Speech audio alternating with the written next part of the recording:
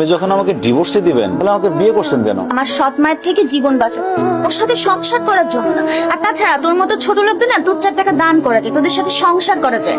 আপনার জীবন বাঁচানোর জন্য আমার জীবন নষ্ট করলেন কেন? তোর মতো সবজি আলার আবার কিসের জীবন রে? আর তাছাড়া তোর কাছে না আমি আমার লাইফের প্রবলেম শেয়ার করতে একদম রাজি। আর তোর কত বড় সাহস, তুই আমার সাথে এক বিছানায় ঘুমাইতে চাস? তোর নিজের লেভেলটা ভাবছোস একবার? তুই আমার সাথে আমার রুমে আমার বিছানায় ঘুমাইতে আসবি, এজন্য না আমি বালিশের নিচে গিফট রেখে দিয়েছিলাম। দ্বিতীয়বার আমার রুমে ঢোকার আগে না তোর এই যে মাথায় ব্যথা পাচ্ছিস, এটা যেন তোর মাথায় আসে আগে। আমার রুম থেকে বের হ। আর তোর গা থেকে না সবজির ঘ্রাণ বের হইতেছে, আমার না জাস্ট সাফোকেটেড লাগতেছে। যাও আমার রুম থেকে বের হও। এই মাইটারে দেখছস কোথাও পালা যেতে? আমার তো 7 দিন ধরে জ্বর ছিল, আমি তো দোকানই বন্ধ ছিল 7 দিন ধরে। হ্যাঁ, আমি কিছু দেখিনি, আমি কিছু জানি না। সত্যি কইতাছস?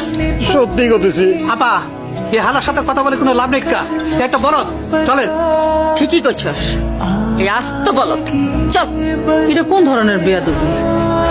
ওরে বাবা রে, আপনি কোন মহারানী শুনি যে কাপড় ছুঁড়ে মারছে বলে একবারে মহাভারত অশুদ্ধ হয়ে গেছে? ভাবি, আমার মা মহারানী না হোক, কিন্তু কাজের বুয়া তো না।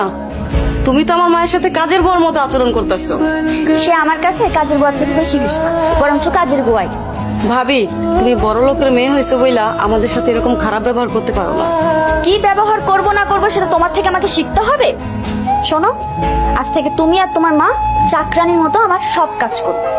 শোনো বউ, আমি তোমার মায়ের বয়সী, তুমি মায়ের বয়সের শাশুড়িরে চাকরানি বানাইতে চাও, তোমার কি একটু খারাপ লাগে নাই?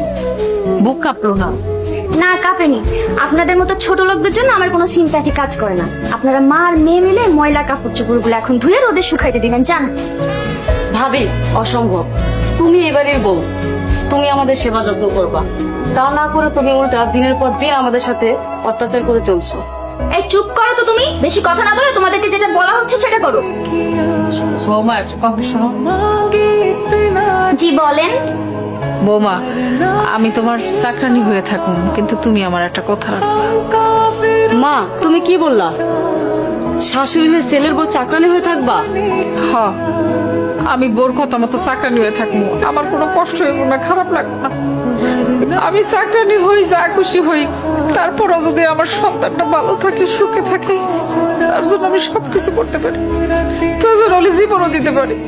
এত ভনিতা করার দরকার নেই, কি বলতে চান সেটা বলেন।